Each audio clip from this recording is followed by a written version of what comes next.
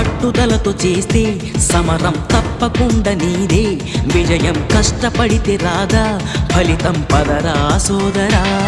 నీ ధైర్యం తోడై ఉండగా ఏ సాయం కోసం చూడక, నీ ధ్యేయం చూపే మార్గంలో పోరా సూటిగా. ఏ నాడు వెనకడుగేయక, ఏ అడుగు తడబడనీయక, నీ గమ్యం చేరేదాకా దూసుకుపోరా సోదరా.